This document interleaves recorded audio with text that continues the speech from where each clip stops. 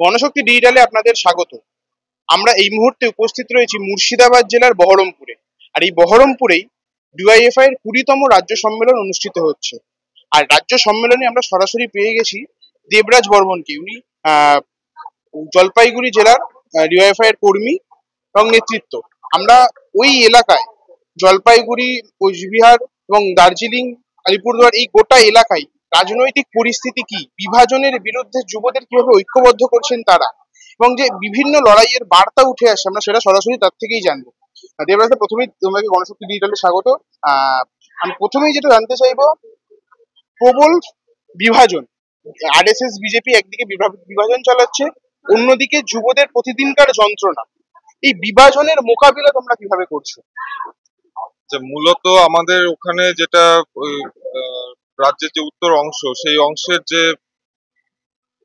যে জনবিন্যাস সেটা বৈচিত্র্যপূর্ণ। হ্যাঁ, সেখানে যেমন রাজবংশী আছেন, আদিবাসী আছেন, নেপালি আছেন, হিন্দিভাষী মানুষ আছেন, সবকিছু মিলে এবার এখানে এই অবস্থায় যে বিভেদকামী শক্তিগুলোর পক্ষে সবচেয়ে বেশি সহজ এবং উর্বর জমি হচ্ছে এই পরিচিতি সত্তার রাজনীতি করার জন্য। এবং সত্যি কথা বলতে এদের সবচেয়ে বেশি টার্গেটের জায়গা এবং সবচেয়ে সহজ টার্গেট হয়ে যাচ্ছে যুব সমাজ। এবং আর সবচেয়ে যেটা অসুবিধার জায়গা হয়ে যাচ্ছে যে যেহেতু শিক্ষা ব্যবস্থা, গ্রামীণ শিক্ষা ব্যবস্থা একেবারে ভেঙে পড়েছে, মানে যেখানে মানে আপনি যে স্কুলগুলোতে যান দেখবেন হচ্ছে 9-10 এই সময় ইয়ে থেকে হচ্ছে ড্রপ আউট শুরু হয়ে গেছে। হ্যাঁ, মানে 15 থেকে ওই 40 বছর অব্দি বা ওই গ্রামগুলোতে পুরুষ নেই, বা এরা কাজ পাচ্ছে না, বা এমন একটা মানে অর্থনৈতিক পরিস্থিতির মধ্যে পরিবারগুলো পড়ে আছে বেশিরভাগ অংশটাই, সেটা হচ্ছে তাদেরকে এই কম বয়স থেকেই কাজের কোনো না কোনো একটা কাজের ন্যূনতম ইয়েতে ঢুকে যেতে হচ্ছে।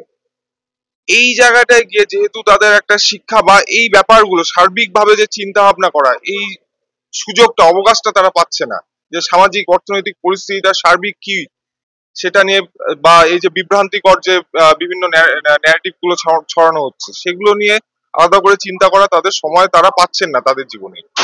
সুতরাং এই জায়গাটায় গিয়ে মানে আঘাত করছে মূলত হচ্ছে এই যারা এই সাম্প্রদায়িক শক্তি আরএসএস বিজেপি, এরা মূলত এই পরিস্থিতিটাকে কাজে লাগাচ্ছে। এবং তার ফলে কি হচ্ছে যে মূল যে দাবি তাদের জীবনের জীবন যন্ত্রণা যেটা আপনি বললেন, সেই দাবির থেকে তাদেরকে সরিয়ে মানে মানে তাদের নজরটাকে ঘুরিয়ে আনা যাচ্ছে।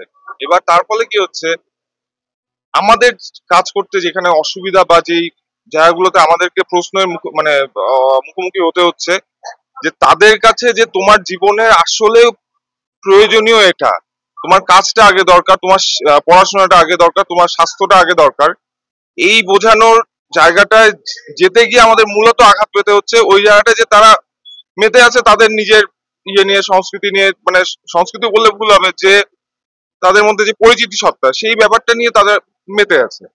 এবং সেখানে আমরা মূলত যে ইয়েটা করছে তাদের কাছে সম্পূর্ণ চিত্রটা বারবার তাদের কাছে যাওয়া, এবং প্রকৃত চিত্রটা কি সমাজের, যে কিভাবে কি করা হচ্ছে, কিভাবে জিনিসের দাম বাড়ছে, কিভাবে চাকরির বা কর্মসংস্থানের যে অবকাশ সেটা দিনকে দিন কমছে, এই জিনিসগুলো তাদের কাছে তুলে ধরছি। এবং তার সাথে আরো যেটা সবচেয়ে বাজে, যে যেহেতু একটা নিয়মিত কর্মসংস্থানের সুযোগ নেই বিভিন্ন জায়গায়, সেই ক্ষেত্রে কি হচ্ছে, একটা বড় অংশের প্রত্যেক বছর একটা বড় অংশের শিক্ষিত বা অল্প শিক্ষিত বেকার, হ্যাঁ, ওই শ্রমের বাজারে গিয়ে জমা হচ্ছে। এবং তার ফলে কি হচ্ছে, এদেরকে খুব সহজেই অল্প পারিশ্রমিক দিয়ে, সামান্য মানে ন্যূনতম পারিশ্রমিকটা দিয়ে এদেরকে যতটা পারা যায় ততটা খাটিয়ে নেওয়া যাচ্ছে।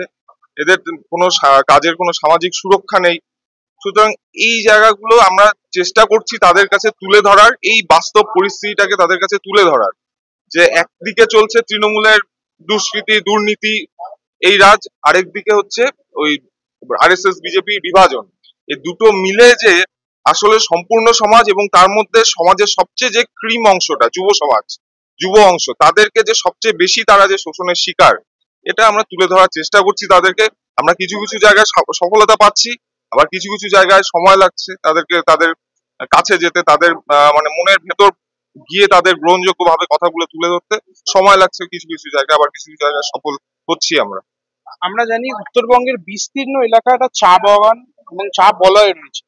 এইখানে যারা কাজ করেন সেই অংশের মানুষ, এবং বিভিন্ন আমরা দেখতে পাচ্ছি 18 বছরের পর থেকেই তারা শিক্ষার সুযোগ না পেয়ে তাদেরকে কাজের দিকে যেতেই হচ্ছে। মানে যাদেরকে শিক্ষার মানে উচ্চ শিক্ষায় যাওয়ার কথা সেই অংশের ছাত্রছাত্রীরাও এমনকি তাদেরকে কাজের দিকে আসতে হচ্ছে, মানে পরিস্থিতির চাপে পড়ে। কর্মসংস্থান নেই একদিকে, ওই জন্য স্থায়ী কাজ নেই। ডিওয়াইএফআই এর মূল দাবি হচ্ছে স্থায়ী কাজ চাই। এই দিকে চা বাগানগুলির পরিস্থিতি কেমন, এবং সেখানকার যুবকদের, সেখানকার স্থানীয় মানুষদের কিভাবে ঐক্যবদ্ধ করছে, এবং তাদেরকে যে লড়াইয়ে নিয়ে আসা, তাদের যে যে সামাজিক সুরক্ষার কথা তুমি বললে, সামাজিক সুরক্ষার দাবিতেও যে লড়াই, সেইগুলো কিভাবে হচ্ছে?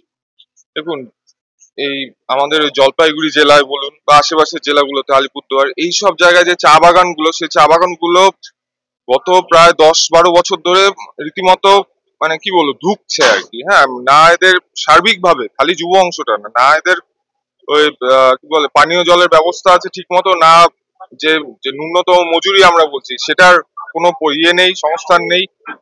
তারপর যে অন্যান্য যে ব্যাপারগুলো, যে যে একটা বিরাট অংশের চা বাগানে আপনিও জানেন যে একটা বড় অংশের শ্রমিক যারা কাজ করেন তারা মহিলা শ্রমিক, নারী, এবং তাদের জন্য যে আলাদা যে নিরাপত্তা, তাদের জন্য আলাদা যে ব্যবস্থা, বিশেষ করে যারা মা তাদের জন্য ক্রেশের ব্যবস্থা, ছোট ছোট বাচ্চাগুলো আমরা বিভিন্ন সময় দেখি, মানে যে একটা খোলা জায়গার নিচে একজন মা দাঁড়িয়ে থাকবেন, ওখানে একটা ত্রিপল বেছে পেতে দিয়ে সেখানে 5-6 জন বাচ্চা, 5-6টা বাচ্চা ওখানে থাকবে, উনি পাহারা দেবেন খোলা আকাশের নিচে।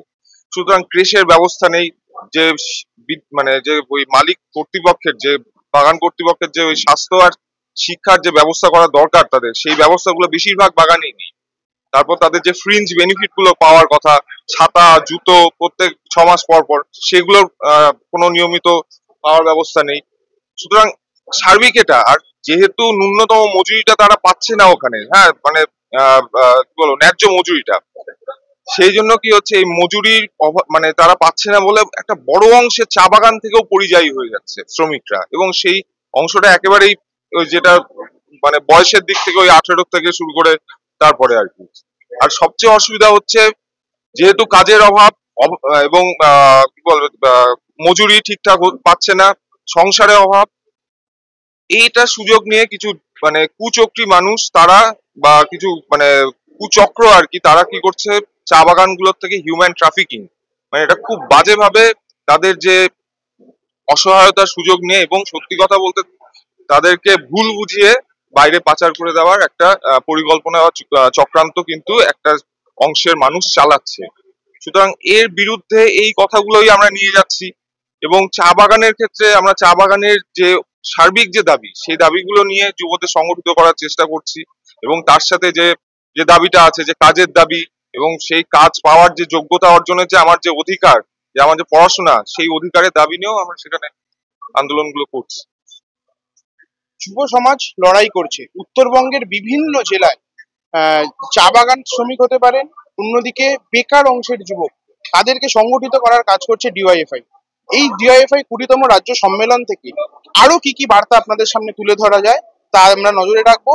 আরো তার জন্য চোখ রাখুন গণশক্তি ডিজিটালের পর্দায়।